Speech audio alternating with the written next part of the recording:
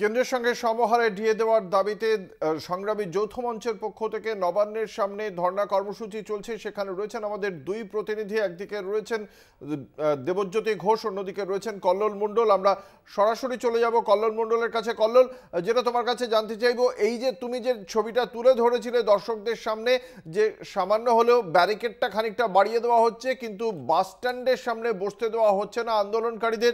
এই ব্যারিকেডটা বড় হওয়ার পর কি প্রতিক্রিয়া এই আন্দোলনকারীদের, কি বলছেন তারা?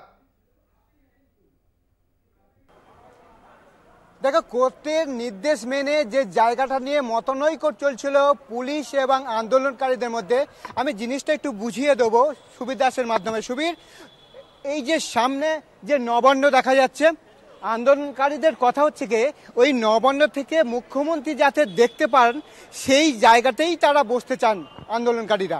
আর পুলিশের কথা হচ্ছে কি যাতে নবান্ন থেকে এই জায়গাতে আন্দোলনকারীরা বসে আছেন বা অবস্থান করছেন এই দৃশ্যটা যেন উপর থেকে দেখতে না পান। সেই জন্যে এই যে ওভারব্রিজ রয়েছে সেই ওভারব্রিজের থেকে ব্যারিকেড করে যদি আমরা ধরতে পারি তাহলে ঠিক নবান্ন থেকে দেখা যাবে না, এমনভাবে ব্যারিকেডটা করা রয়েছে। আমি এই যে ব্যারিকেডটা করা রয়েছে অর্থাৎ নবান্ন থেকে সেটা ঠিক ভালোভাবে দেখা যাবে না। অর্থাৎ পুলিশ চাইছে যে মুখ্যমন্ত্রী ওপর থেকে দেখতে পাবেন না, আর আন্দোলনকারীদের কথা হচ্ছে যে আমরা এখানে বসে থাকবো, নবান্ন থেকে দিদিমণি দেখবেন, এটা তাদের যুক্তি। কিন্তু পরে উভয়ের সঙ্গে আলোচনা করে যেটা ঠিক হয়েছে যে এই জায়গাটা বসবেন, অর্থাৎ উপর থেকে কিন্তু দেখা যাবে না।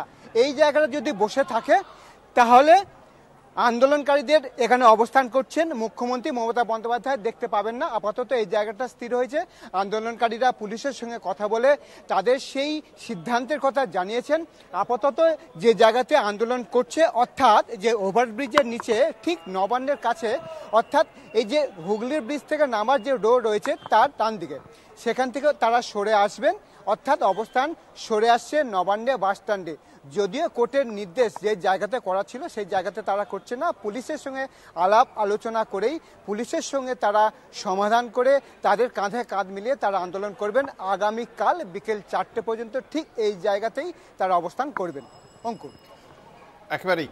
সেক্ষেত্রে এই যে পরিবর্তনটা, অর্থাৎ যেখানে এখন রয়েছেন সেখান থেকে বর্তমান তুমি যে জায়গায় রয়েছো এখানে কখন প্রশাসনিক সিদ্ধান্তে কখন নিয়ে আসা হবে বলে জানতে পারা যাচ্ছে? দেখো, প্রশাসনিক সিদ্ধান্ত আন্দোলনকারী পুলিশের সঙ্গে সিদ্ধান্ত একদম হয়ে গেছে। বিশাল পুলিশ বাহিনী, র্যাব সমস্ত মোতায়েন করে এখানে রয়েছে। আর হয়তো কিছুক্ষণের মধ্যে যে নবান্নের যে বাস স্ট্যান্ড নতুন করে অবস্থান করবেন, বর্তমানে যেখানে করছেন প্রায় 100 মিটার এদিক ওদিক, সেই 100 মিটার থেকে এখানে এসে যাবেন। কারণ চন্দনবাবু যার সঙ্গে কথা হচ্ছিল পুলিশের, চন্দনবাবু নিজেই তিনি এই সিদ্ধান্তের কথা আমাদেরকে জানিয়েছেন এবং এই জায়গাতে আপাতত চলে আসবে এবং আগামী দিন বিকেল 4টে পর্যন্ত এই জায়গা, আমি যে জায়গাতে দাঁড়িয়ে রয়েছি নবান্ন বাস স্ট্যান্ড, যদিও সেখান থেকে নবান্ন দেখা যাবে ঢিলছড়া দূরত্ব বলা যেতে পারে, সেখানেই আগামীকাল বিকেল 4টে পর্যন্ত লাগাতার তারা অবস্থান বিক্ষোভ করবেন। একেবারে ধন্যবাদ। আমাদের সঙ্গে ছিলেন আমাদের দুই প্রতিনিধি দেবজ্যোতি ঘোষ এবং কল্লোল মণ্ডল। এই মুহূর্তে